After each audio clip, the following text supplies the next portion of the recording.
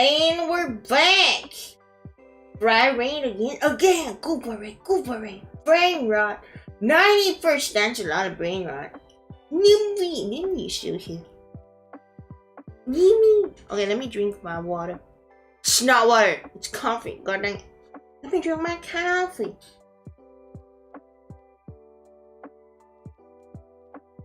Alright.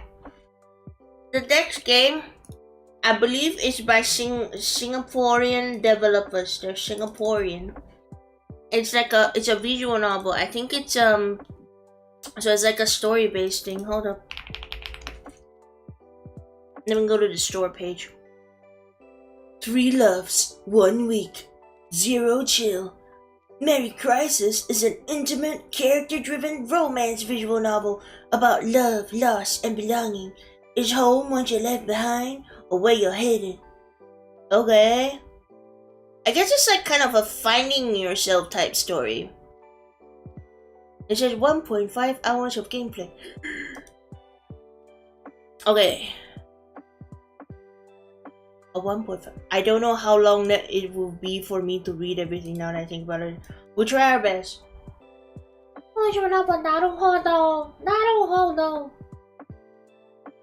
Welcome back to me. Okay, well, let me boot up the game.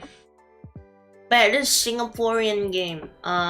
It's kind of funny because some of the art visuals that's loud. Some of the art in the demo, some of the art in the demo you can already wait. You know what? I'll show you when I load the game.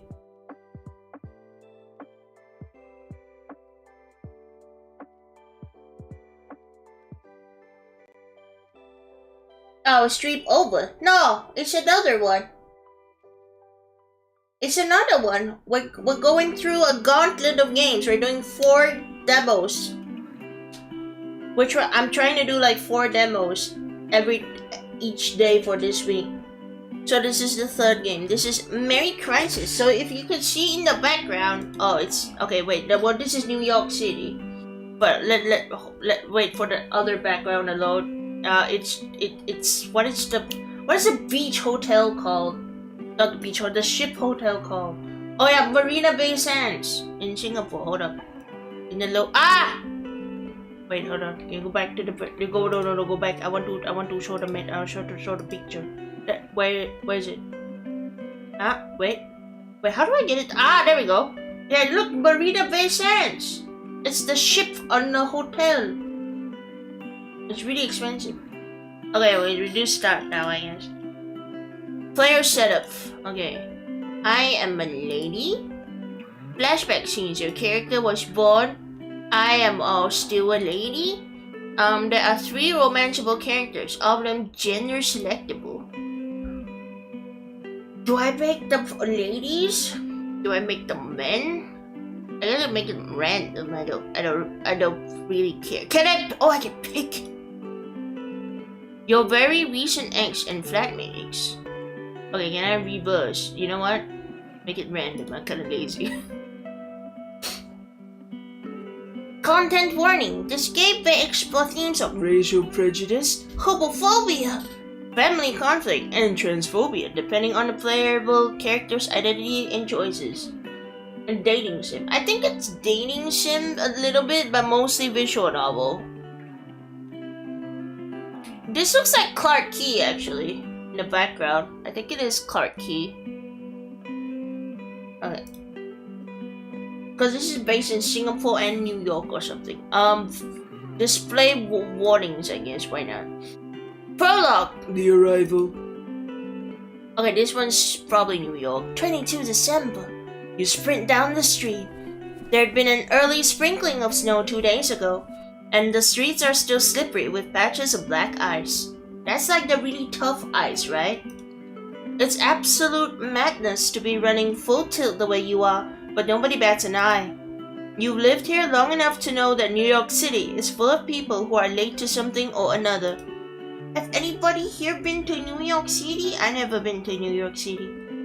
In your case, your flight to Singapore is in less than 4 hours, and you still need to grab your stuff from the apartment. I feel like you should have been at the airport if it's in 4 hours. You know what? I'll run, even though I'll probably die on the ice. You're exaggerating, but not by much. Your mother would probably murder you for missing Christmas dinner. She's already mad enough that you're visiting for only a week. You're still charging down the street when disaster strikes. Your foot hits a patch of ice, and you flail frantically in the blind hope of catching a railing. Never been to another country? Never ever, soulless? Whoa. Oh. Dogs! Fortunately, someone catches your arm before you faceplant into the sidewalk. It's Nat, your housemate. I know you're excited to come home to me, but running on these streets is way less about shed big voices. What? Look.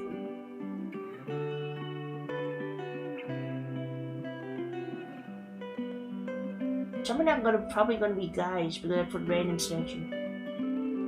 Never ever? Maybe someday, soulless.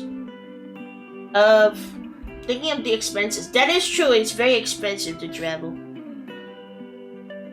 Yeah, travel a bit, like, I know you're excited to come home to me, but running on these streets is not a good idea. Liz barks and wags her tail, beaming at you, but Keyhole gives you a stern look as though in reproach. Oh, but pet the dogs! I'm never too busy to give the dogs a pet. You technically have no time to spare, but you've never been able to resist these two. You toss the toy bone for Liz, then give Keyhole a pet. Liz scampers off happily in search of the bone, and Keyhole gives you an imperious bark of satisfaction. Now watches you, gaze lingering, expression hovering somewhere between fond and sad and something you still don't have a name for. Even now, her voice carries a warmth you've spent the past few weeks trying to forget. 4 weeks ago. The breakup had been amicable, mature. Oh, is she my ex? And then why am I introducing my ex as a housemate if it's my ex? You'd both simply been moving in opposite directions, or so Nat had put it anyway. You stand in the kitchen of your shared apartment, reeling from all that had been said and left unsaid. The radiator hisses unevenly in the corner, working overtime to fill the silence. A half-drunk mug of tea sits between you, long since gone cold. I just realized I'm blocking it. I'd be a little smaller, I guess. Oh, the tiny me. I'm a tiny. I guess I could block it a little bit. Yeah, a little bit. Okay. You sensed that Nat hadn't been happy for a while now, but you hadn't realized that it had gotten this bad. Breakup bad. Are you even happy with me? I'm not happy, I'm busy.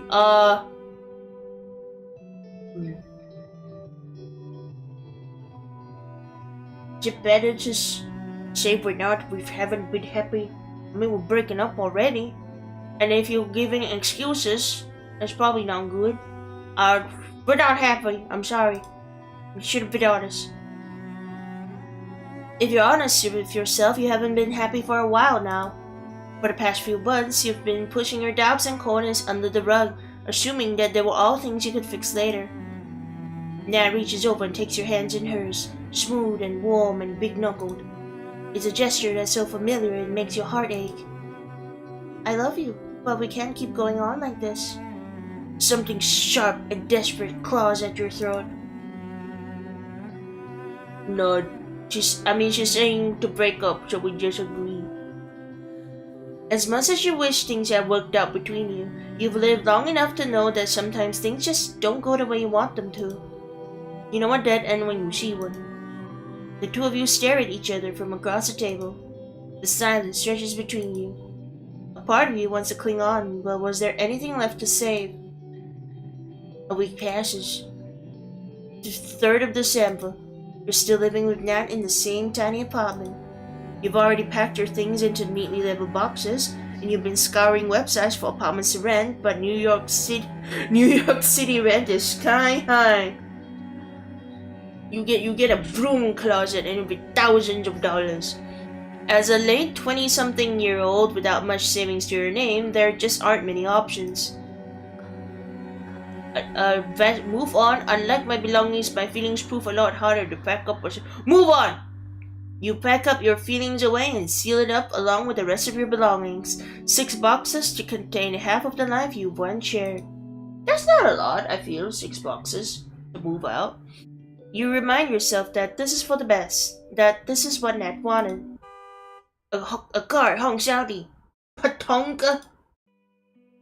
The sound of traffic transports you back to the cold street, breath fogging in the December air. It's beginning to snow properly now. Tiny snowflakes settle in Nat's hair, on the shoulders of her jacket. Welcome, Kenneth. welcome. We'll step back. She can do it herself.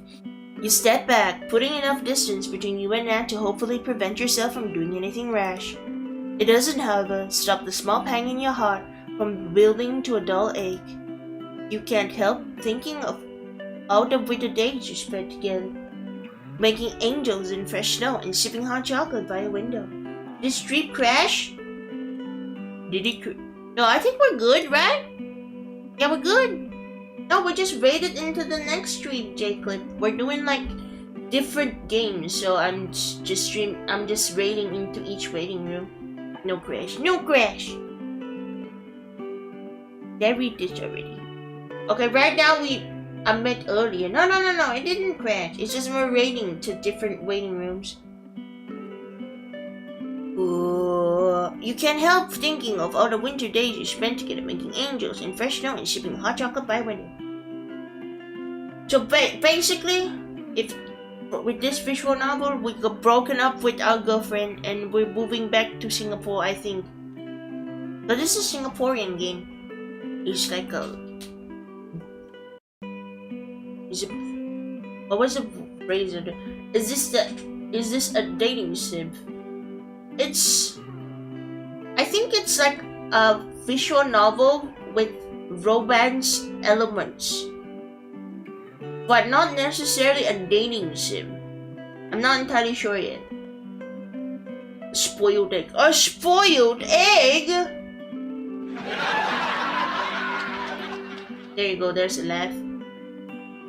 You push the memories away. You're no longer 21, in love and full of hope for the future.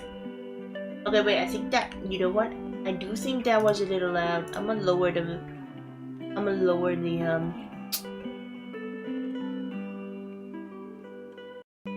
where is it? I'm gonna lower the sound effect a little bit. There we go. The space between you seems to crackle, but the silence is a thick layer of hard-packed ice. Still have hope at 21? No! The character is 27. Oh wait, no. She said late 20s, actually. It's Nat who breaks the silence. What? When does your flight leave? 3.5 hours. With a change of expression worthy of an 80s sitcom, all the color bleeds out of Nat's face. Jeez. Need a lift? At your hesitation, Nat waves a hand. That's no problem. What's the point of a holiday if you can't even use it to save a... Nat falters a little at this, but soldiers on. A housemate in a time of crisis. The hesitation when Nat said housemate makes your heart constrict.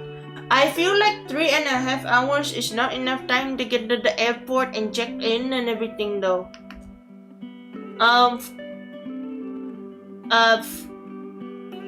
No, I think hug is too much. I don't want to say no because I need the help. A dumb joke, I guess. How would I repay you? Do you want my firstborn child? Nat laughs lightly and you remember how much you love the sound. You catch an expression flicker across Nat's face that's all too familiar. You'd once joked about marriage and children, though those times are long over. Oh hell no, keep your future children. En route to JFK. Nat's one of the few New Yorkers you know who owns a set of wheels. You spend countless weekends exploring the small towns along the Hudson River, hiking in the nearby Catskills, going on road trips. You've been driving through a blizzard to Quebec, singing terrible pop songs at the top of your lungs when you first realized how in love with Nat you were. At the next stop sign, Nat turns to glance at you. What do you say when your family asks you what you're still doing in New York? You'd expected to return to Singapore after college, but you started dating Nat in senior year, so you found a way to stay a little longer. 1 year led to the next, and before you knew it, you spent nearly 3 years in New York after graduating. Even without Nat, you're starting to feel like home. Yeah, I mean, if you go overseas to study and you've been there for several years, you probably feel more inclined to stay. You let out a long exhale and look out the window on your side of the car. Singapore is where you grew up, but it never quite felt like a life you'd chosen. In New York, with a million other transplants to the city, you feel a little lighter, free from expectations of what you should do, whom you should be. Nat had never pushed you to settle in New York for good, but you'd been considering it. At first, you stayed in New York because Nat was here, but as time passed, you'd come to think of New York as home too. A part of you still wants to stay in the city, even though there are pieces of Nat everywhere in New York. Restaurants and bodegas and parks and street corner markets that remind you of her, but perhaps you could reclaim each piece of the city if you had to. I've built a life here too. Nat stares at you for a long time, curiosity mixed in with the pain. But you know, if the faces are gonna be there, I might as well cover this other side. There we go. Cover it a little bit. It'd be nice to still have you in the same city. The traffic light turns green again finally, and Nat starts the car up again. Nat slides into a spot at the airport drop-off area. See you when you get back? You could be upside down. I could be upside down! I could do... Wait, how do I upside down again? Wait. I think it's this one. I could be upside down! I could be in Australia! I can say that because my trumpet is... No, I'm kidding. Alright. You know, yeah, no, it's fine. There you go. I'm pretty bad.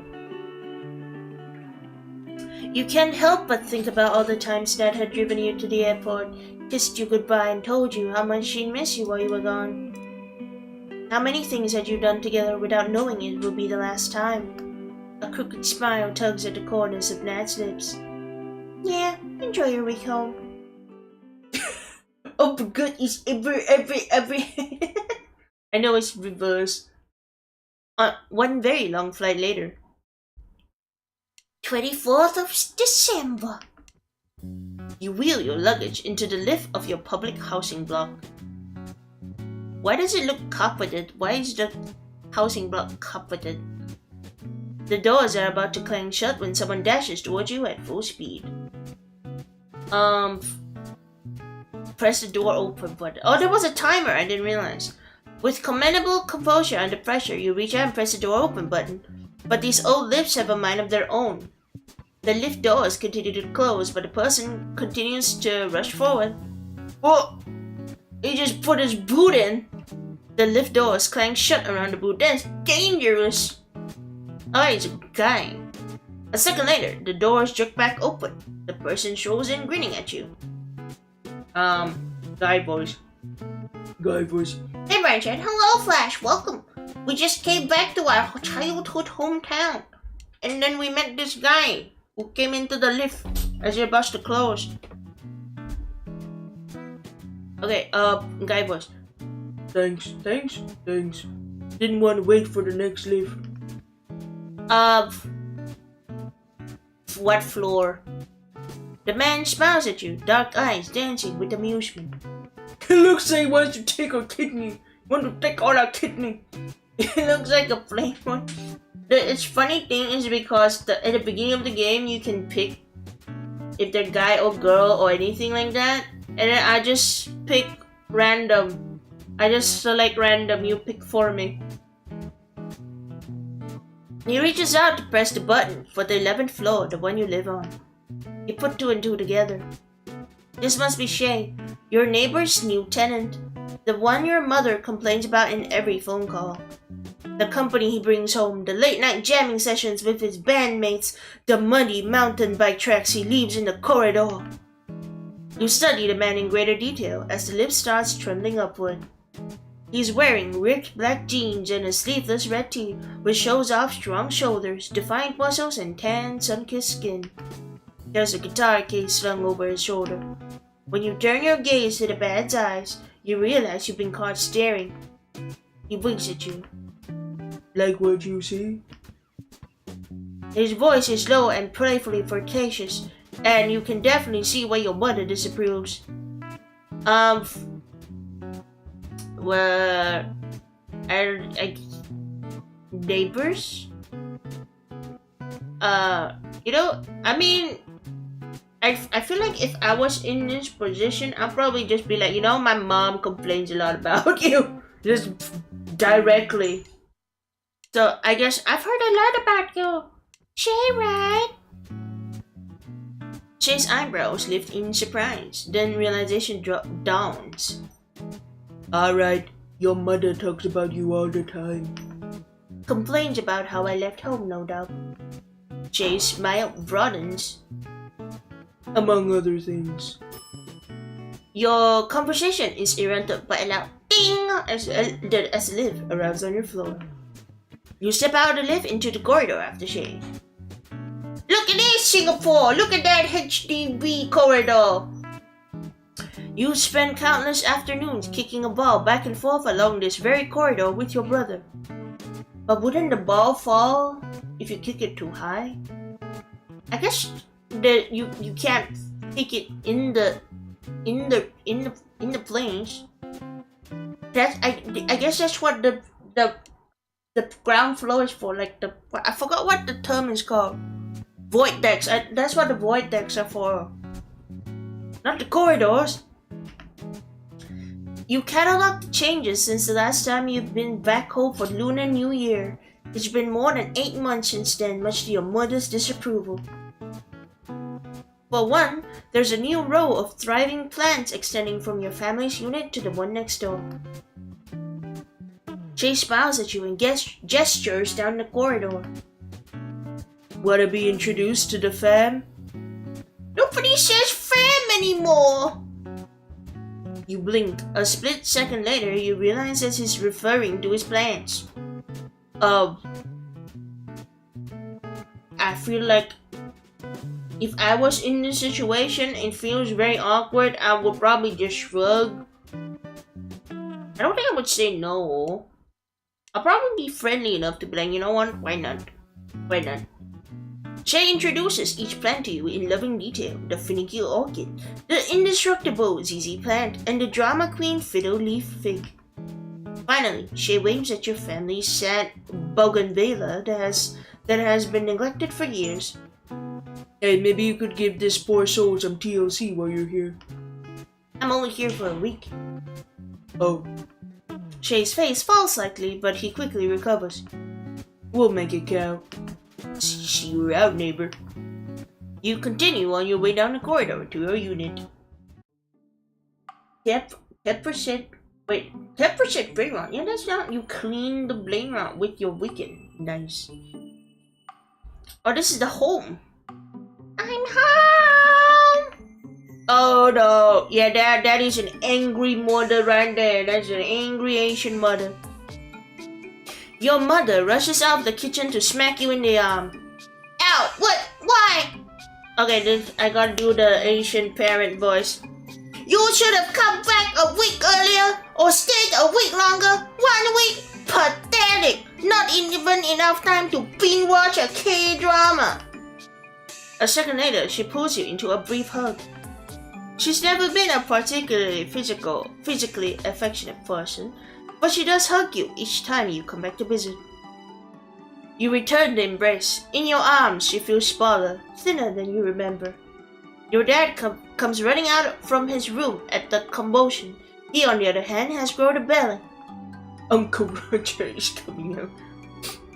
Oh, There's another parrot. Well, there you are. Should have let us pick you up from the airport. No need to waste money on taxi. He waves a hand at the containers on the table, beaming proudly.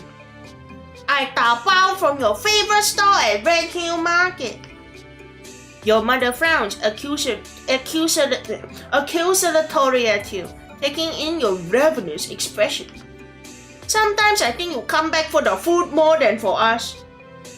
Agreed. Good. Your dad shrugs. I'm happy as long as something works as big.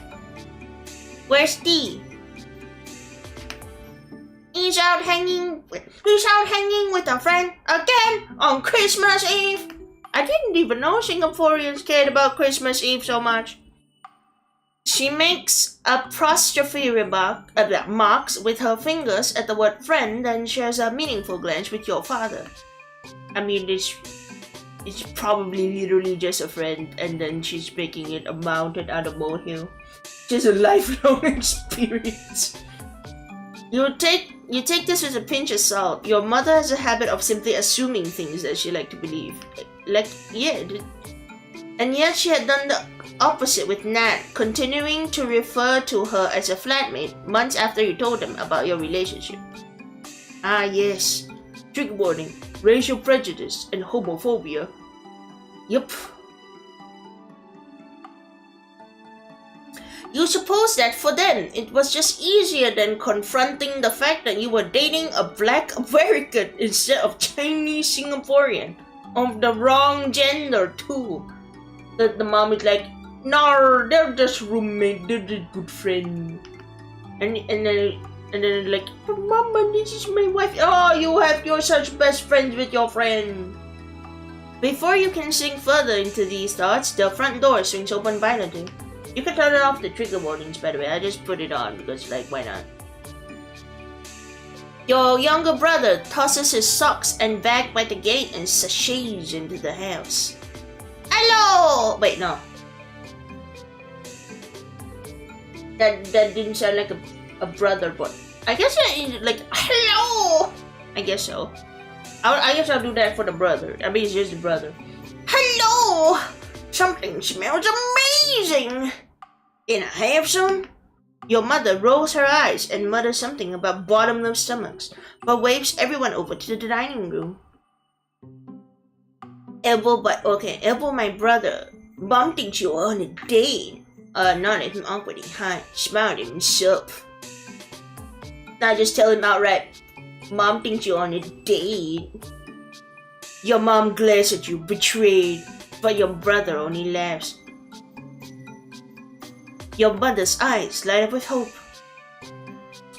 So it's true? I can neither confirm nor deny.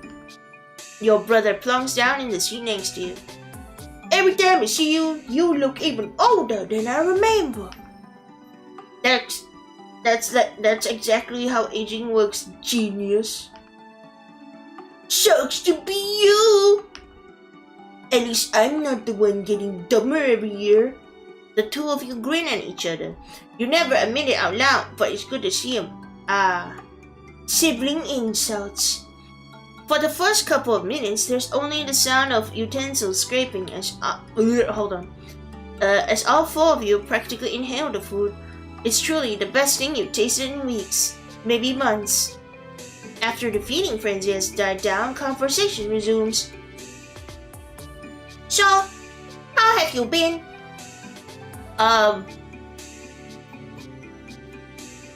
Vague. I'm pretty good. Your family try their best to fill the silence, but their chatter mostly passes over your head, new inside jokes and anecdotes you must have missed. You smile and nod, half listening. Your mother's eyes linger on you, looking puzzled at how quiet you are. You tell them briefly about the record deal you've gotten, how your album is still on track for a release in spring next year. I feel like that's a big deal, no? Those seem really hard to do. Again, your parents had never been too keen on you making music for a living, but at this, your mother sips you a small smile. What you do not say is how much of your time the album had mopped up, know about Nat and the breakup. Soon the food had been polished off. After lunch. Oh, this looks so much like my aunt's kitchen in Singapore. You're in the kitchen with your mother, helping to clear up. When you were younger, you resented the fact that your mother never really expected your brother and father to help with most of the cooking or cleaning. Oh no, those types of people. But it's for that reason that the kitchen had been one of the few quiet, intimate places that you've shared with your mother, a sanctum of sorts. She has always been the most comfortable talking to you about difficult topics amidst the cooking fumes and the sound of sizzling oil. Today, standing side by side at the sink, you can't help feel a bit of that old closeness. You know your father? She stops abruptly and waves her hand at you dismissively, changing tacks. Well, we're both not getting any younger. She's been saying this for years in an attempt to guilt-trip you into returning home. But this time, her tone makes you think there might be more to it than she's letting on. Just as you're about to ask her what she means, she shakes her head and turns away. Your mother walks off to tie up the garbage into a plastic bag. When she returns, her expression has softened into a smile. Howdy, Briar. I'm doing well. I'm glad you're doing good, Cherry Pumpkin. Not the question. The question that the bomb is not getting younger? Oh, yep. We just just came home to hometown and in Singapore, and the mom is gonna guilt trip us into staying. It's good to have you back. I just wish you'd stay longer. You blink. There's classic behavior from her, something almost tender, bundled up with a jab, and all to distract you from what she'd been about to say earlier. Wait, what did she say? I actually forgot. It's good to have you back. What do you want? Just now, what you want to say? You say? You say? The follow-up question is definitely when you're getting married. Oh, that question, yeah. Your mother shakes her head as stubborn as you are. I like how it explained up there. Nothing. Just tell your father not to eat so much oily fried food, okay? Oh, did he have like high blood pressure or like a stroke or something? You nod, about to follow up with another question, but your mother clams her mouth shut, a clear signal that it's all she will say on the matter. I should put in the la's and the laws and the bays and the whatnot.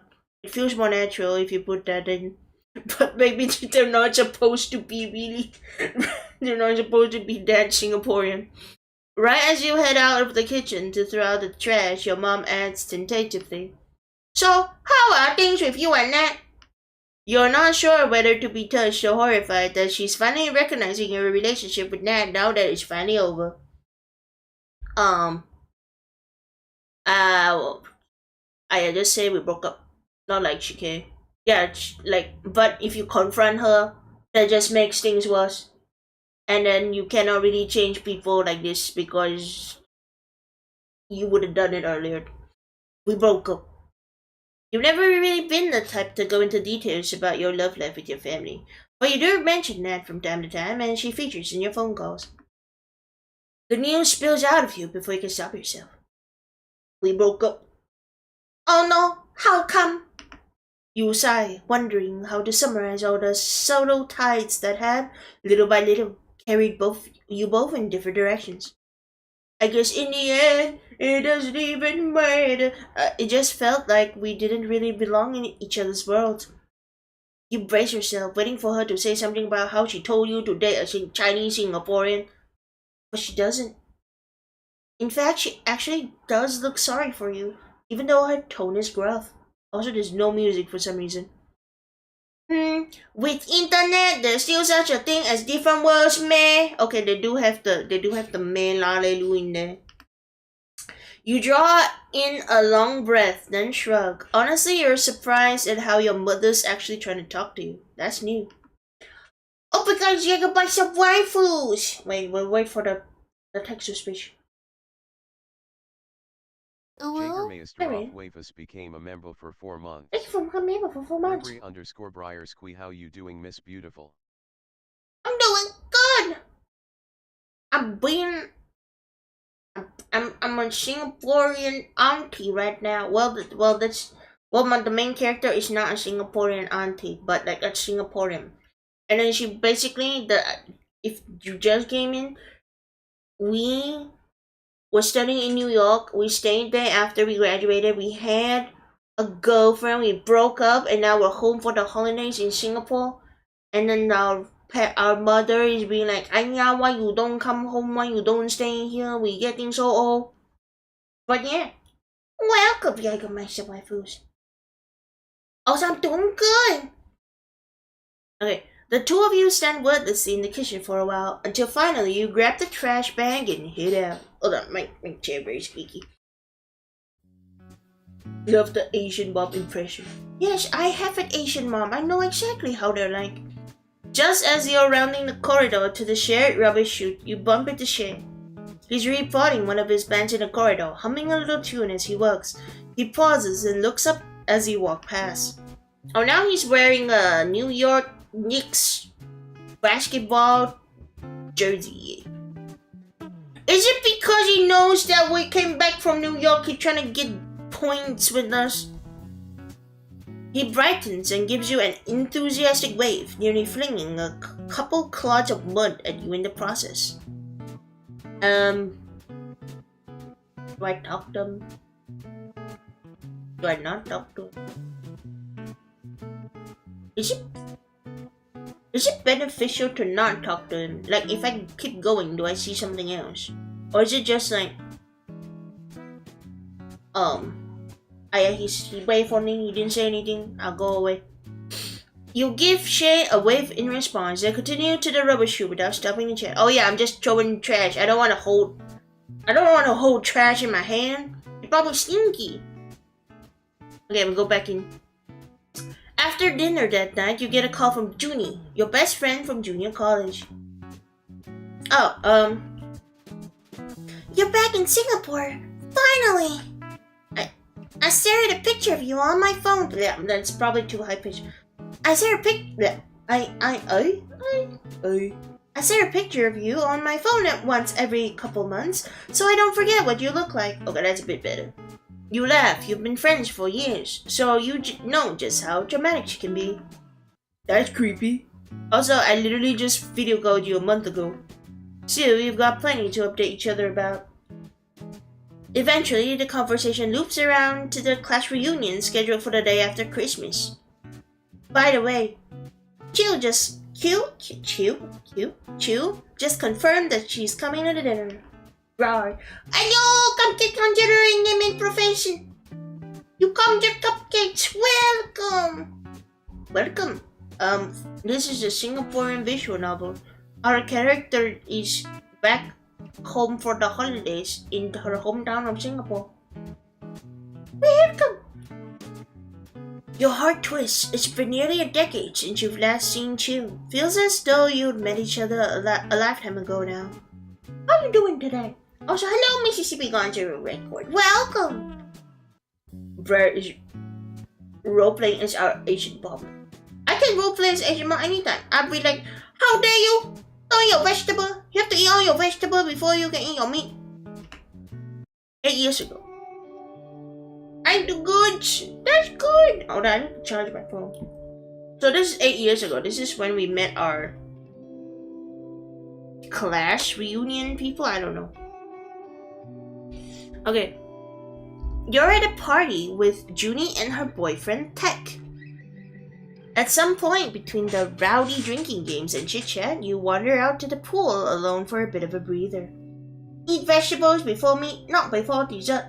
No dessert for you. You know dessert is bad. Sugar is bad. Later you get diabetes. Then how? Huh?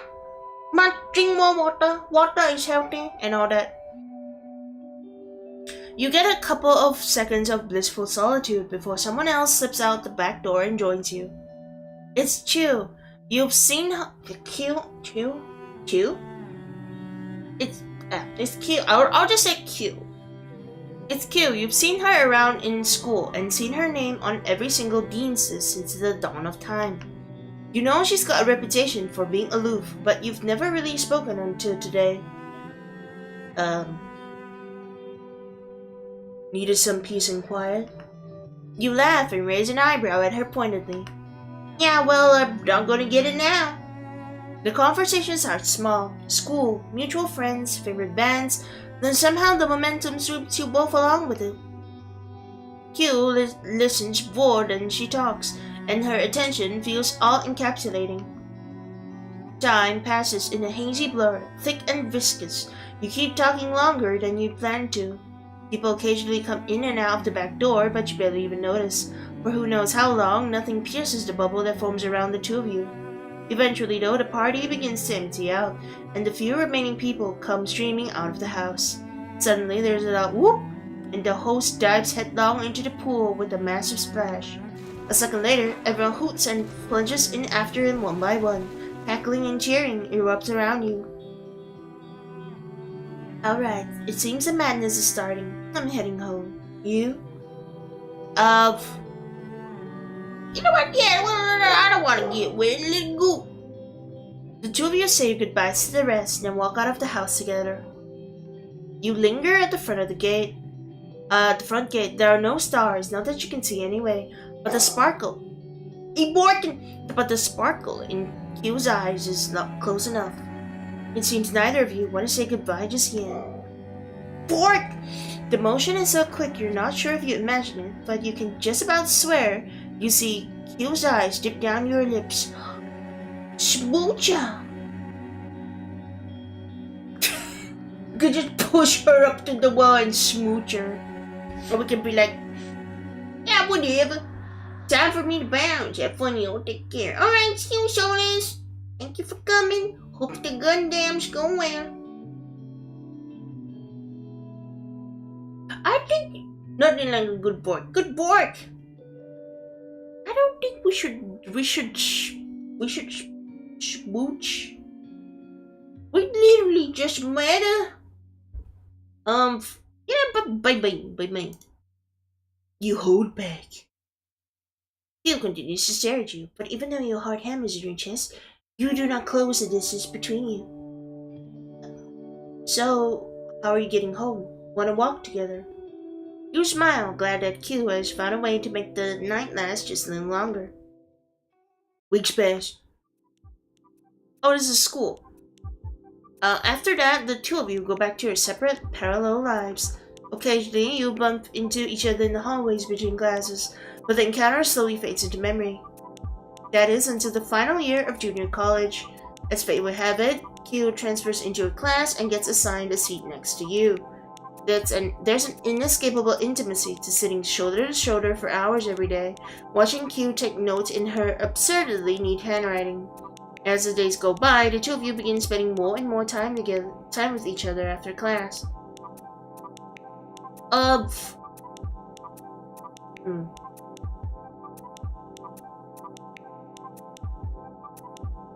guess we could do flirting. Be like, hey, what up, pretty lady? You don't have a name for it yet, but every time her eyes meet yours across the classroom, there's a sharp tug at your gut. You find every opportunity to tease Q, to make her laugh. Whenever she smiles or blushes, you feel your heart flutter just a little. Even your classmates begin to notice and becomes a running joke in your class. When you ask if it's too much, if she preferred if you left her alone, Q flushes right down to her neck. No, it's fine. From that moment on, you start thinking, hoping that maybe, just maybe, she feels the same way about you. One afternoon, after cheering your school team at a football match, you're on your way home when you realize you left your wallet behind. Cursing, you turn back. The storm hits. By the time you locate your wallet face down in a puddle at the edge of a field, you've soaked through. Well, at least you found your wallet.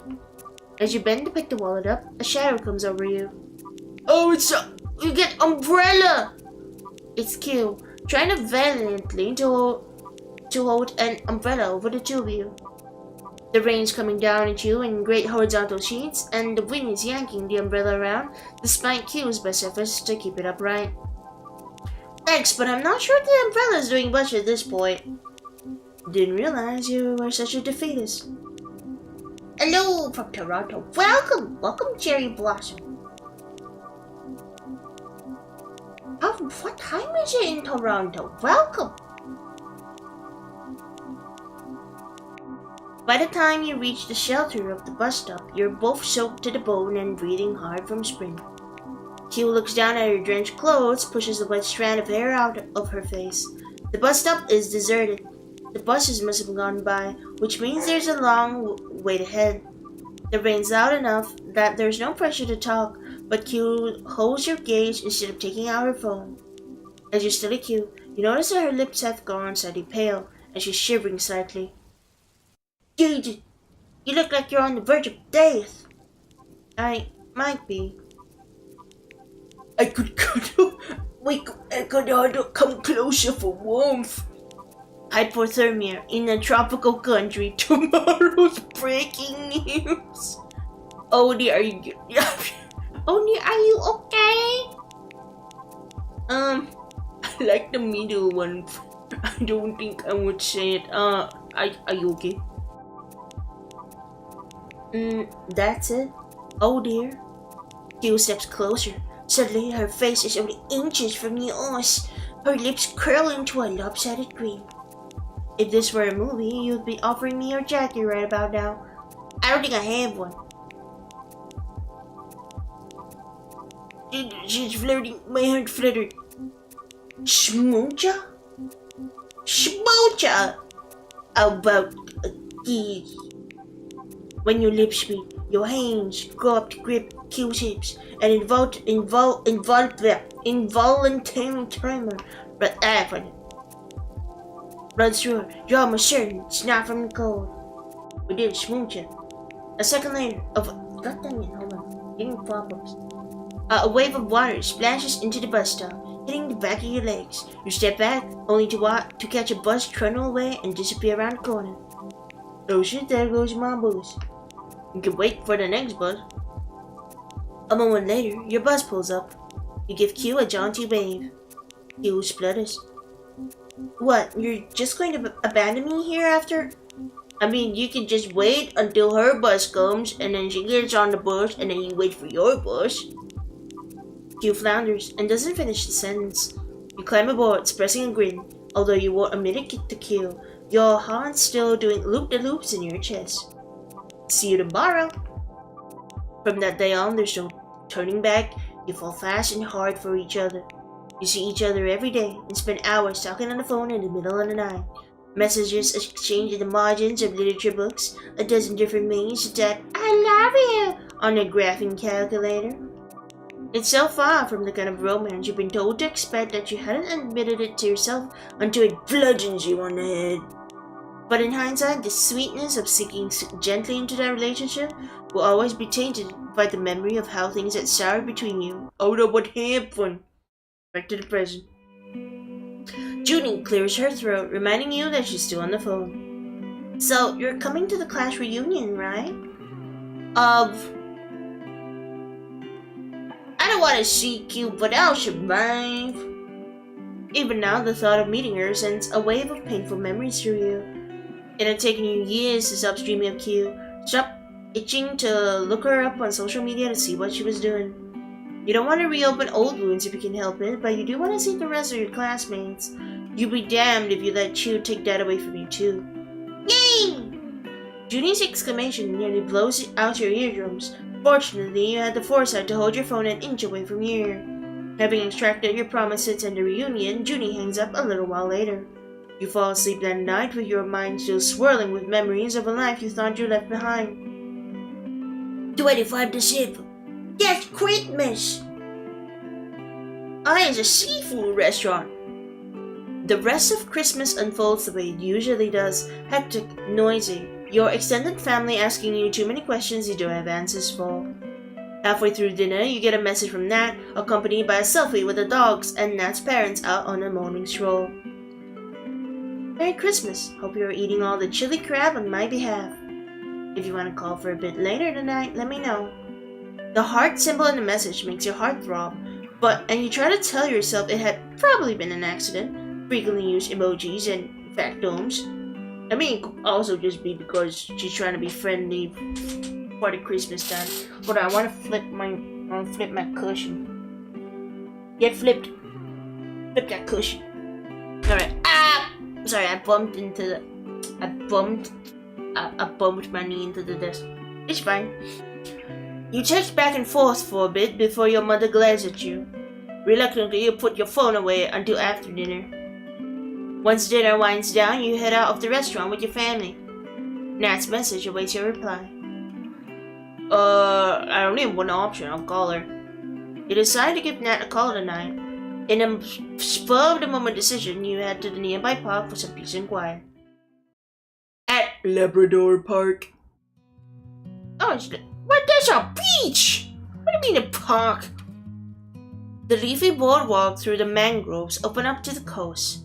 Waves lap gently against the shore. The beach is completely deserted. You sit down and lean back against a tree. Despite the cool nighttime breeze, the sand's still slightly warm beneath you. The ocean has always felt like a lifeline, connecting Singapore to New York, twin islands, miles apart. Growing up, you spent a lot of time in this park. Your mom had often brought you and your brother here after school on her lunch break. The three of you would sit by the beach and split a Sarpino's pizza, then splash around in the sea together. You'd come here with Nat when she'd visit Singapore too. 3 years ago. The past couple of days have felt like a sun-soaked dream. It's Nat's first time in Singapore, and through her eyes, the city feels fresh and magical. Fa! Hello, Noikfin. Welcome.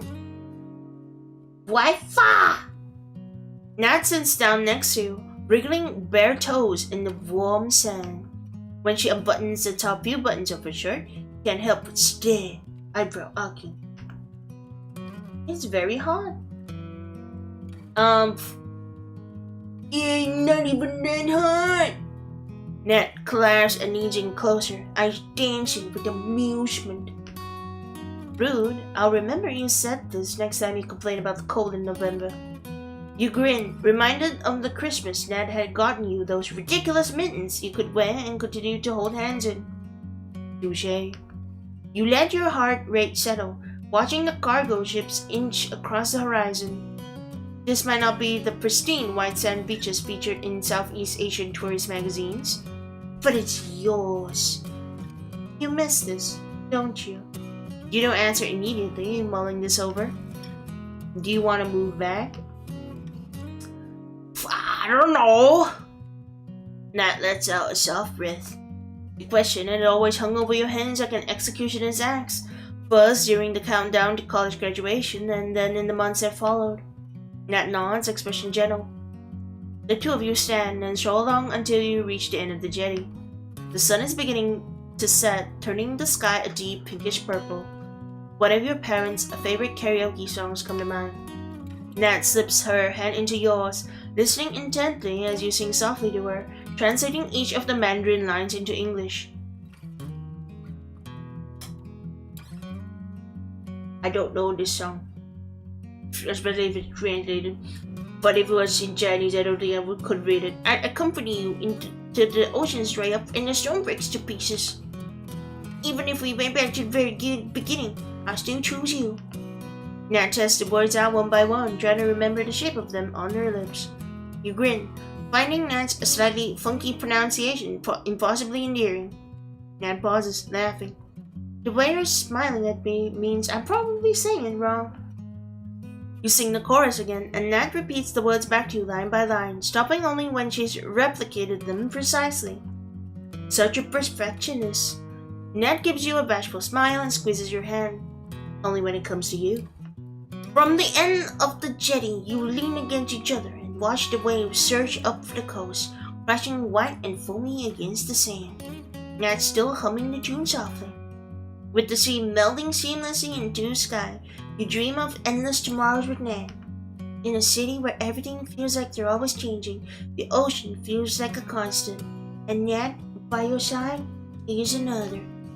And they broke up as the years go by. They say nothing perfect ever lasts in this world. But for a long time, you and Nat had gotten pretty damn close. And yet, despite the lyrics of that song, the ocean had outlasted you and Nat after all. You watch a cargo ship move silently along the ink-dark ocean until your phone rings. You take a deep breath and accept the video call. Hi, how was dinner? You tell her everything that has happened since you arrived home.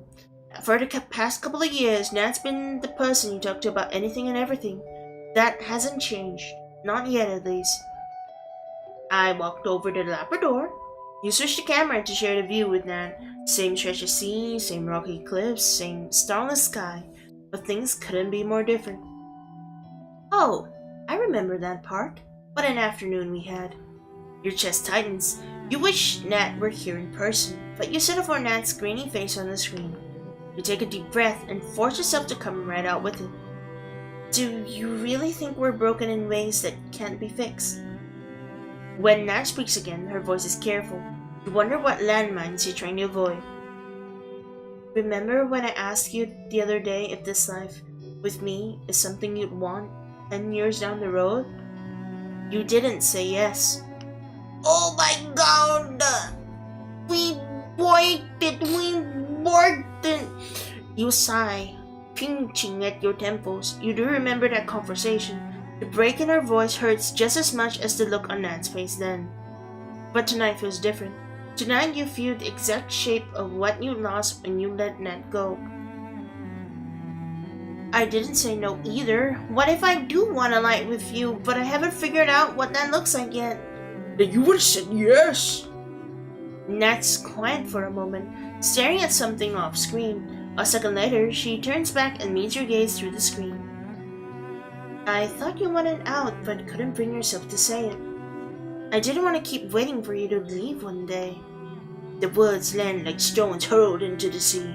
There's no bitterness in Nat's voice or her expression, only a kindness that makes it 100 times worse. You think back to the conversation you had in the kitchen on Thanksgiving. You replayed it 100 times in your head since then, but this makes you view it in a different light. Had Nat been trying, in her quiet, careful way, to release you from a life if you didn't want, but couldn't bear to walk away from? After you leave. Alright, see you outside of off. Thank you for coming. Have a good day. 26th November. That's Thanksgiving, right? Probably. You're meeting with the record label executives tomorrow, and you're still short of one song. You hum a bar of the chorus, and look back down at the sheet music spread across the kitchen table, praying fervently for inspiration. Bye-bye. Bye-bye! Fairy tales with sad endings, a rough patch, happy beginnings.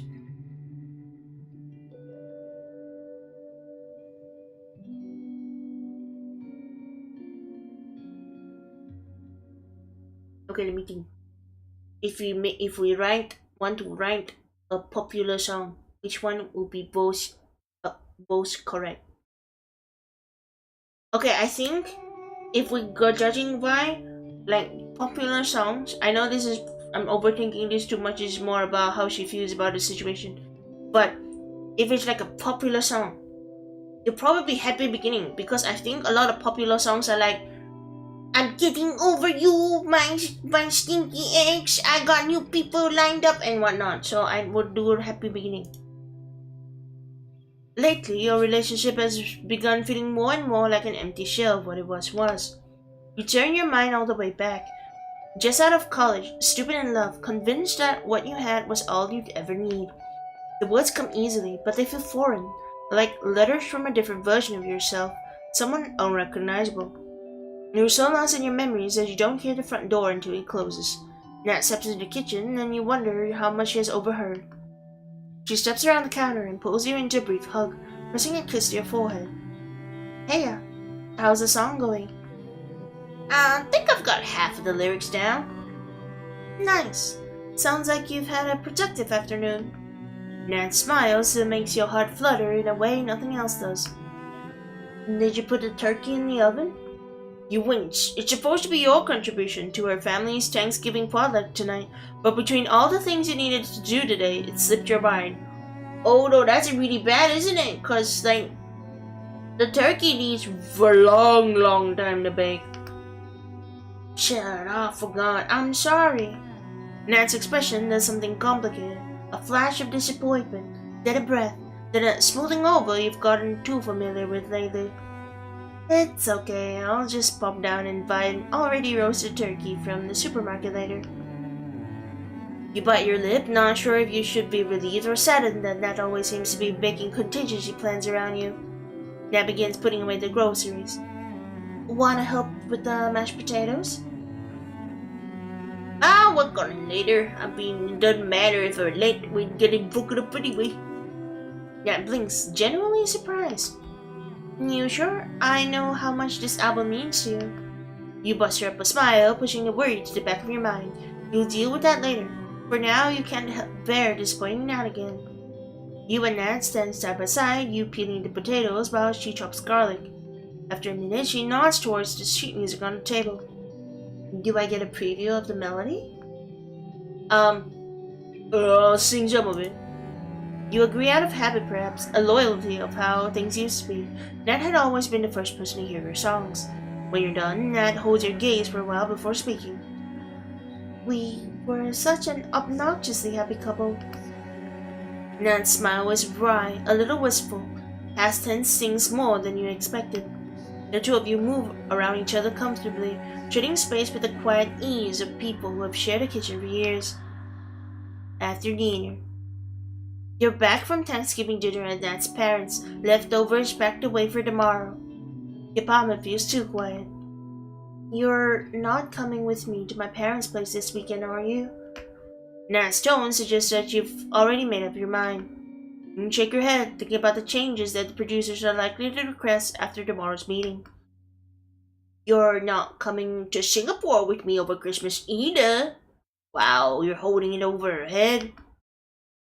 You said it was fine if I came for Lunar New Year's instead. Then quieter, almost to herself, Nat mumbles. My parents are chill about us. Yours aren't exactly rolling out the red carpet for me. You go very still. This is the first time Nat has ever said that out loud. You know, from the way Nat had said it, that she's been carrying it for a while. It's true that Nat isn't exactly the sort of person your parents wished you were dating, but there's not much you could do about it. The two of you stare wordlessly at each other across the living room, an impasse. Finally, you clear your throat. I'll be in the kitchen finishing up the song. You don't need to wait. Nat nods. You feel her eyes on you as you walk away. When you walk away. Several hours later. It's nearly 1 a.m. The song is workable. If you head to a recording studio first thing tomorrow morning, you just might be able to put everything together before the meeting. You're just about to gulp down the last cup of tea you made to keep awake when Nat passed into the kitchen. Sorry, did I wake you? Nat shrugs. It's alright. Couldn't sleep anyway. When you look closely at her, you realize that her eyes are red-rimmed. What's wrong? It feels like I'm standing in the way of the life you actually want. That's not true. You're part of that life. In 10 years, do you imagine us together? Nat's eyes are begging you to say yes. You should say yes. But a second passes, then two. The word remains lodged in your throat. Truth is, you have no idea what you want your life to look like. What comes out of your mouth ends up being 10 years is a long time. Oof! Oh, that's so bad. That's such a bad response. Oh, no wonder you broke up. One long conversation later. You've said all there is to say. Nat pulls you into a hug. You press your face into the soft cotton of her shirt. It's better this way. You won't resent me for the things you had to give up. And I won't keep wishing, waiting for something more. Back to the present. Nat's still on the other end of the line, waiting, once again, for your answer. Okay. I think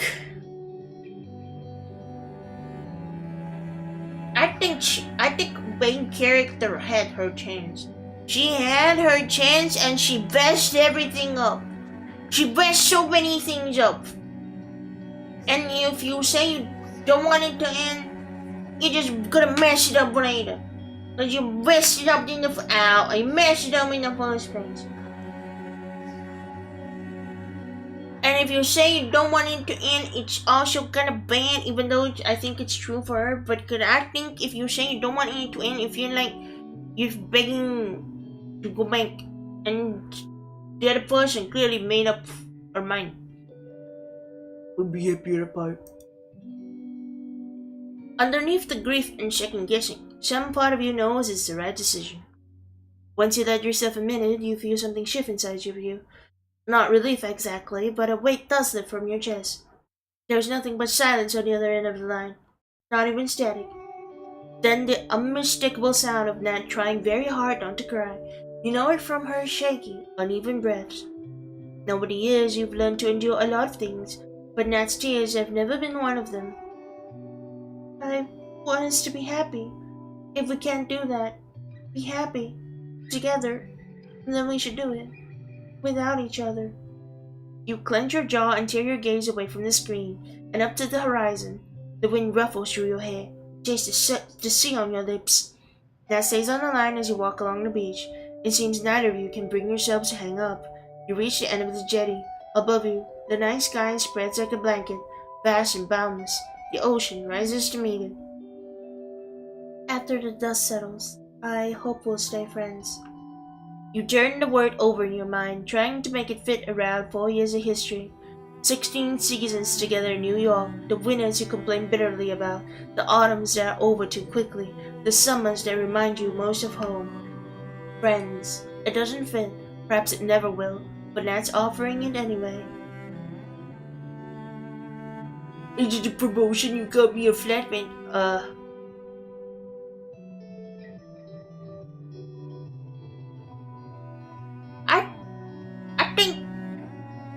I think they've been together a very long time. It'd be a bit weird to still be friends. She did say be friend after things settle. Like, you can be friend, but maybe like you wait few years, you become different people, then you be friends again. That's better. But I guess I can say no first and be like, but we did use her for the car. She does have a car. We do live in New York. Yeah, we would be friends. I hope so too. You mean it?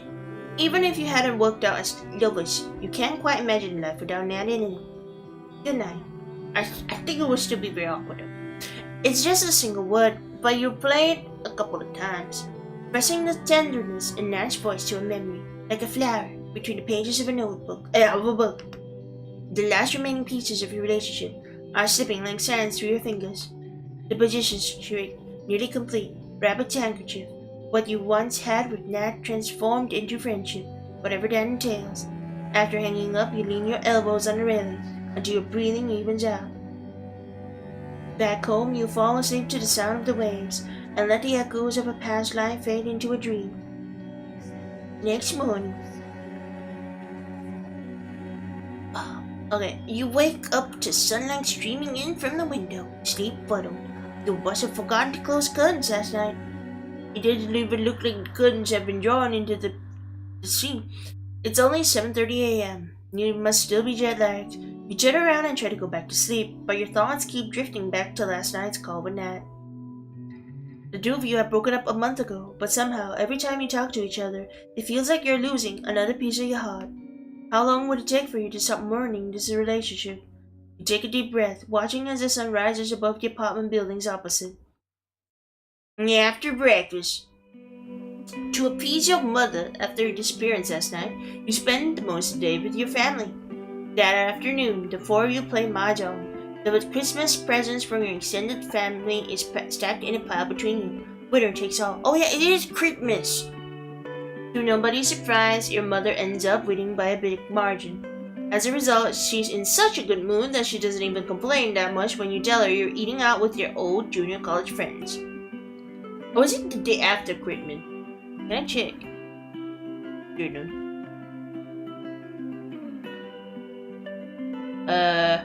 Yeah, it's Christmas today. Right? Or is this the night of the... No, I think you need to find it. It's probably Christmas.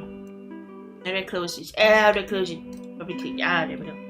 When evening rolls around, you meet Junie by the river's 𝒍�𝒏𝒌. She pulls you into a bone-crushing hug, thumping you on the back as though executing the Heimlich maneuver. People are going to be so excited to see you. It's been years. The two of you stroll along the river to the restaurant where you'll be meeting the rest of your classmates. Hey, maybe this is the day you and Q finally get over the bad blood between you. You never actually told her what went down all those years ago, even though you suspect Junie gets some part of it. Oh yeah, we did say that we broke up with Q as well, and it was really bad. Sorry, squeaky chair. 7 years ago. In the months leading up to the national examinations at the end of junior college, Q and you spent most of your waking hours after school studying together. Amidst the whirlwind of classes, mock exams, and college applications, you and Q fall even more in love. One afternoon, the two of you head to the library after class, but the air conditioning isn't working. Your brother invited some friends over, so your house is out. I guess we can go to my place. My mom's out with a friend today. She'll be back late. You brighten. Q hasn't invited you over in weeks because her parents are going through a rough patch, and she's been spending as little time as possible at home. All you know is that Q's mom had found out about her dad cheating. Q never wants to talk about it. Well, that makes sense. Sure, I'll come. Can we make dumplings for dinner together after? As far as you're concerned, that recipe is the only worthwhile thing Q had ever inherited from her mother. I swear it's the only reason why you continue to hang out with me. Among other things, you slip your hand into Q's, fingers knitting together as you head toward the bus stop. You settle down next to Q at her dining table. The two of you work closely in companionable silence. You're finishing up a chemistry assignment and Q's doing a literature mock paper. Wave! After 2 hours, your attention slowly begins to wander. Q looks up, narrowing her eyes at you. I can feel your gaze from here. She looks up at you, lips curling into a crooked smile. You promise not to be distracting. You're the one being distracting. You see Q's throat bob up and down as she swallows, gaze growing thick. I've still got 5 more minutes on my practice test. When you move a little closer, thigh pressing against Q's, you see a small flicker of desire dance across her features in response. Smoocher? No smoocher. Bob might be home. Q's eyes continue to burn a hole in your soul. She draws closer, hand coming up to cup your jaw. Oh no, she's gonna smooch us. Your heart skips. Q leads in, eyes fluttering shut. Oh no, the Bob's here. Oh, she looks real angry. Oh, you can't see. I'll hide that real quick. Q's mom appears at the threshold of the living room. We hadn't heard her come in. The anti-smoocher is gonna get smooched. Judging by her horrified expression, she has definitely seen everything. Q hastily lets go of you and steps back. She tries to school her expression into something fairly neutral, but you know her well enough to see the panic in her dark eyes. Jeez. There's long and terrible silence. The thump-thump-thump of your heartbeat is the only unreliable measure of time you have. Q doesn't hear her eyes from her mother, and an entire conversation seems to be had in your presence, except you have no idea what's being said. Finally, Q's mom rounds on you. Trichophobic homophobia. I knew there was something wrong with you. No, it's not what you think. You never know what Q had intended to say, because Q's mother cut her off. She holds nothing back. Oh, never mind, I guess I could we'll cover her ugly face. The Mandarin words come at you sharp and fast like throwing knives. In English, Mrs. Lin has always been hard and derisive, but in Mandarin she is a force to behold, a typhoon sweeping and tempestuous. You think this is love? Beneath the surface of fury, you see a pang of fear and repulsion on her face that makes your gut twist. Q is not like you. One day she will wake up. One day and she will see for what this is. A perversion. She spits the last sentence out at you. The words wedge like barbs in your heart. sinking deep into soft flesh, slicing all the way through.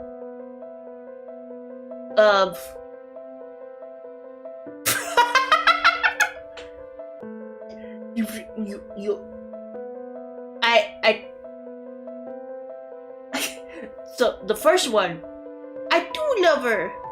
Like different fiercely. I don't think that's gonna work. You can't change people like this.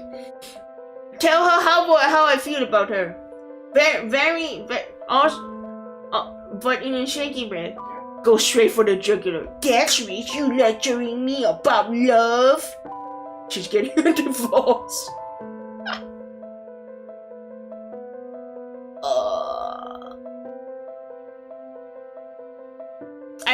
I feel like the correct fourth option is to just dip, because there's nothing you can say here to salvage this situation. Third is funny. Third is like, might as well go all out. That's rich. You lecturing me about love? Cause I feel like not just funny, but also makes sense, because you'd probably be mad at that point. The fury that's coursing through your veins makes you want to lash out and set everything aflame. You deliver the blow that you know will put an end to any semblance of a chance you ever had of winning Q's mother over. You probably never had a chance anyway, and at this point you no longer care. Exactly. That's rich. You're lecturing me about love? You meet her gaze, coldly, with an insinuation lodged in your tone, and you know she knows exactly what you're alluding to. You hear the harsh intake of breath from Q, see the clenching of her jaw, the surprise, betrayal, and the eventual disappointment of her face stings, but you grit your teeth and stand your ground. Then Q's mother lets out a bitter laugh, and her eyes meet yours, staring you down. Believe me, I know about mistakes disguised as love. Those are the worst kind. She picks your bag up from the ground and hands it to you. Go! This is the last I want to see or hear of you. Through it all, Q says nothing, just stares at you, dark eyes swirling. This, more than anything else, is what breaks your heart. Yeah, she's probably gonna get beat the minute I walk out of here. You bite your down so hard into your lower lip that you taste a metallic tang of blood. After that day, yeah, we broke up, didn't we? I know you don't understand my parents, and I know you don't like them.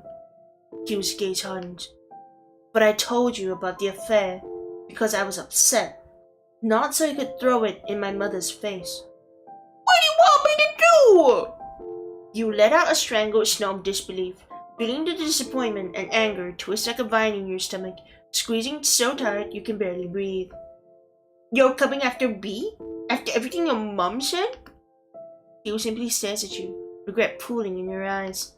You realize that for as long as the specter of Q's parents' pride and their expectations hang over her like a noose, Q will never be happy.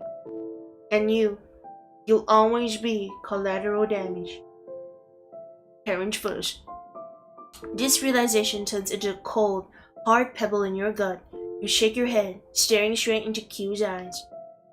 Roll goddamn backbone! Q catches your eye, voice breaking. Don't make me choose between you and everything else. I can't. Did I won't dare you, Juju? I would dip it. Your heart, made brittle by everything that had happened yesterday, finally shatters completely. I'm not the one making this an either-or situation. Don't pin this on me. Q's face is wan, making the dark circles more obvious. Has she gotten any sleep last night? We'll just not hang out in my house. I'll tell my parents I'm sitting outside, alone. Nothing has to change. An easy fix, as long as you stay within the clean lines of Q's boundaries and never ask for more. Q will pretend the problem doesn't exist. Hold on, I'm gonna flip my question. He said, if that's all I ever had, I'd rather walk away now. Because first, I'd rather have something than nothing at all. Like, I understand if they want to keep like a secret relationship. But I also understand if they want to walk away. To be fair, main character Mom also kind of dismissive. She's not outright hateful, but she's very dismissive. And I think at this point, if it comes down to whether or not she wants a relationship, I think she would pick the second one. But because if it's the first one, if it's based off of whether or not she wants only relationship, I don't think she would. She'd probably be more understanding, but at the same time, if she say no, I think it would be more like she say no because she didn't stand up a bit, I guess. But again, she can't really stand up a bit. Okay, I think she would be more understanding, I guess. That she could be a relationship, but I think it still breaks up anyway. Because of story-wise. In spite of everything, the soft, foolish part of you still wants Q in your life for as long as possible. The next few days morph into weeks. Nothing is the same. In place of the heady, giddy feeling of falling in love, there's a gnawing, uneasy sensation that eventually the other shoe would drop. You see Q in class every day, and the two of you still spend some time together after school, but you no longer dream about the future you might have had with Q. Instead, you pour all your energy into studying, just to fill the hole in your heart that Q used to occupy. Well, I guess it's like semi-broken up anyway. Soon classes come to an end. You take your exams and leave the rest up to fate. And you got accepted into NYU, yeah. In the end, you get a full scholarship to NYU and Q to the best law program in the country. As the deadline to accept or decline the offer draws closer, you agonize over the decision. Even though it's pretty much over between you, a part of you still hesitates at the thought of leaving Q behind for good. The day before the deadline to send in your reply to NYU, Q shows up at school with a bouquet of flowers. The card in the bouquet reads, "Congratulations."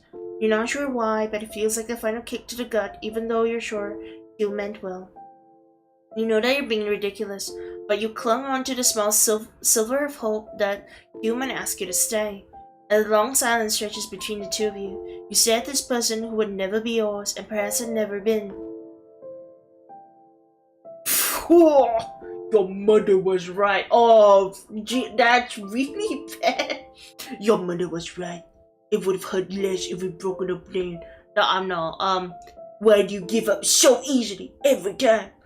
I think in this version don't say anything. Would you prefer if I begged you to stay? I don't know, but it doesn't matter because I know you won't. Briar, welcome back. Hello, Isaac. We're breaking up in our game. But hello, Isaac. Q does not refute this. The silence stretches between you. You see all of her pride and all of her pain, etched into every crevice of her face. I can't ask that of you. You shrug. You could, but you won't. Tears prickle at the edges of Q's eyes. Swiftly, you thank Q for the flowers. When she leaves, you accept the offer at NYU. That's the last you see of her. Back to present. 26 December. That's my birthday. How was the event? Oh, I'll say the funny story that I said earlier. Okay, so basically, a girl wanted to give my friend some art, and then she's like, "You want it too?" And I'm like, "Okay." And then she asked me, "How old are you?" And I'm like, "Huh?" And then she explained, "Oh, because the art is a little bit spicy." And I'm like, "I'm over 18." And then she gave me the art. It's not really spicy. It's a little bit spicy, but she just thought that I was a child. But yeah, that was funny. Anyway, we're having class reunion in Singapore. You and Junior both stopped walking. Junior listened to the entire story without interrupting, but now she rests a hand on your shoulder and squeezes. Damn, I'm so sorry you had to go through that. Q told me some of it, but I hadn't realized it was so bad. You that young? I'm not a child. I'm not a child. Judy pulls you into a hug, and you let yourself relax into the embrace. You do feel a little lighter, and now that you've told Judy about what had happened, you gonna be okay later if Q shows up.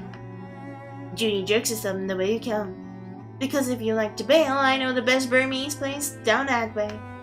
You wave a hand at Judy. I'll be fine. The restaurant is all sleek black and white lines and sharp dark mahogany. Short buddy, no, I'm not a child. The space thrums with Christmas Eve energy. Clinking glasses, bursts of laughter, a bubble of low conversation. You scan the sleek interior until you spot familiar faces at a corner booth. Tech, your classmate and Judy's boyfriend, gives you both an enthusiastic wave and dashes over, pulling both you and Judy into a bear hug. You're heading towards the table with the two of them when the door swings open again. Something, instinct perhaps, or maybe just bad timing, makes you turn and look. Q stands silhouetted in the doorway. The smile on your face freezes in place, but she looks nice. Time slows. Q's eyes meet yours, and all the air whooshes out of your lungs. Her dark gaze is exactly how you remember it. Turbulent, deathless, and frustratingly unreadable. You let your eyes trace the hard, angular structure of her cheekbones and jaw down to her tailored shirt and pants. It all speaks subtly of success and power and prestige, all the things Q's parents had always wished for, expected of her. You hear she's a public prosecutor now, and she certainly looks like the sort of person you wouldn't want to go up against in court. And yet, in a subtle softening of her eyes as she holds your gaze, you see traces of the Q you once knew. There's a hollow ache in your chest. Slowly, Q lifts her chin, and her lips curl into a wry, almost cryptic smile. I was starting to think I'd never see you again. You know what? No, don't say you missed her. That's really weird. Me too. It's been a while. What up? Emotions surge beneath your placid surface as you stare at Q, the first person you've fallen in love with, and the first person to break your heart. But you surprise yourself by giving absolutely nothing away when you respond. Your gaze is level. Me too. It's been a while. Your tone is cool, showing no hint of the resentment curling in your gut. Q presses her lips together, and you see a vein in her neck pulse. She pushes a strand of hair out of her eyes. You recognize the tick. She does it when she's nervous or uncertain, and there'd been a time you found it impossibly endearing. After chatting for a while, Q's gaze slides to the table where your classmates are seated, watching the two of you with undisguised curiosity. She tilts her chin to the back of the exit.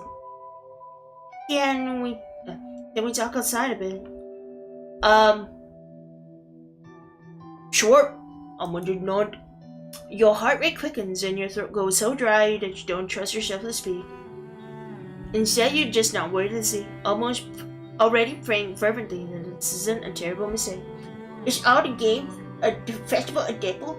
Yeah, I think most of the games that I'm gonna play are demos.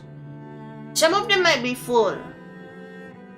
I think I only got keys for a couple of them, but I think some of them are also just plain test keys. But yeah, festival games.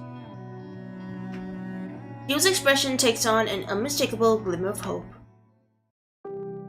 Yeah, but this one's by Singaporean developers, so we're in Singapore. You follow Q out the back door of the restaurant into the alley. The door swings shut behind you, shutting off the noise. The alley is almost empty, save for several lowly pigeons pecking the ground for invisible food scraps. A crescent moon hangs like a silver comma between the rooftops of old shop houses. The back doors are flanked by a motley arrangement of dented garbage bins, air conditioning compressor units, and plastic chairs well worn from countless smoke breaks. For a while, the two of you stare each other down without speaking.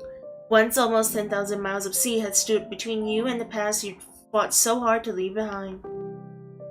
Now Q, standing so close you can smell the familiar scent of her soap. True to character, she hasn't changed it even after all these years. You step back, trying to render her proximity less overpowering. You don't want to be reminded of sweeter times, simpler times, times when touching Q, loving Q, had been as natural as breathing. Okay, we're outside. What you wanna say? Q takes a deep breath, and something shifts in her expression. Whatever had remained of her hard exterior crumbles to dust in front of you. I wanted to apologize for the way things ended. Your heart drops to the pit of your stomach. I assumed you'd always be in my life. I was 18 and stupid and Q keeps going, words coming out rough and unpracticed. I achieved everything on their list, took them off one by one. It didn't make me feel anything. Q sucks in a breath and chokes out the words. I thought I could do what my parents wanted and come back for the things that actually made me happy afterward. But by then you were already gone. You think of that afternoon in Q's house, everything that Q's mother had said, and everything that Q had not. You think of the flowers, and the question that Q had been unable to ask. You look at Q for a long moment without saying anything, palms sweating in the humid night air. I never stopped wondering if things might have turned out differently, if I had said something then, if I had asked you to stay all those years ago. Why are you telling it to me now? Who's making you feel things you're not sure you want to feel? You wave a hand at the tailored suit, the carefully styled hair, the accumulated evidence of how much your lives had diverged. You squeeze your eyes shut, feeling the old wounds split open, your voice rawer than you expected. You fight for every goddamn thing in your life, but you never fought for me! So let me. Oh my god! She wants it back! Q looks down at her hands, then back up to you. I know it's too late for all that, but when Junie told me you'd be here today, I knew I had to try to talk to you this time at least. So many times did not change. So many things did not change. Her intent gaze, the determined set of her jaw, the way she still makes you feel like you're the only person in the world. And yet there are so many other things that will never be the same. Years that you've lost and never would get back. I'm not asking to turn back the clock. Just lunch this week. That's all it has to be. Free food! What home can it do? Free food! This is exactly what you dreamed of once. If this had happened years ago, you would have said yes in a heartbeat. Now you're wary, but even against your better judgment, you find yourself nodding before your logical mind has time to protest. Q's entire face lights up, pulling old sensations out of you with that smile. The hairs on your arms prickle at the warmth that blooms in your chest in response. The pigeons continue pecking at the ground. The moon hasn't moved an inch, but inside of you something shifts. Back at home. That night when you return home, you realize that everyone's been asking you the same question. Are you staying this time? Q had asked it first, before you left for New York, then nearly a decade later. Nat on a hot afternoon at the beach, then a snowy street in New York. For years, you've been living in the same space, in the space between cities, between a past that you can't forget and a future that's just out of reach. Tomorrow, you wake up in your childhood bedroom with 4 days left in Singapore before the new year. As you walk from the car park to your apartment, you wonder what it would take to finally arrive at an answer to that question. You've reached the end of the devil door! Based on your choices in the playthrough, these scenes will be available in the full game. Huh? Catch up with Q over lunch? Have a follow-up conversation about your mother, about what she said in the kitchen, about dad maybe having a heart attack maybe? And many more scenes. Different choices by along other scenes. Convince Dad to come to Singapore. Attend Shay's performance, maybe say the night. No! The full game releases in winter 2026. Back to the main menu. Oh, no. That's not the main menu. No, that's the beginning. Return. No, back to the main menu. I think that was fun. That was cute. Oh, you could see the different characters. If it was a guy, if it was girl. Yeah, because I hit the random for the gender stuff, I didn't really care. But you can pick if you're like a guy or a girl, or if you want to date guy or girl, or pick for each person. That's kind of fancy. It's a Singapore game. You can see Marina Bay Sands in the background. Okay, that was 𝒂𝒐𝒏𝒌. You know, it's kind of cute. I can see the thing. It's like finding yourself type game, and also dealing with the pressures of Asian parents and stuff. And also like one of those games where you're like in between. Because like if you move somewhere and then you like stay longer, you'll be like, do I want to go home? Yeah, I can see that. I can see that being it do be a little relatable, I suppose. I can see it being relatable. It doesn't relate to me. I never left my town. Except last year, I guess. Interesting game. It was interesting. There was a decent amount of choices. I don't know how it affects, but it does seem to affect like how they respond to you and stuff. Okay, but game not over yet. We have got one more game. We got one more game. It got fucking dumpling. That's the next one. Hold up, let me public it. Actually, oh wait, no, that's the wrong browser. Hold up. We got one more game. Don't worry. Last game. We're doing 4 demo in one day. I'm going to try to do 4 demo for the whole week. For like 1 day, for the whole, like all the day, for the whole week. It'll be fine, don't worry.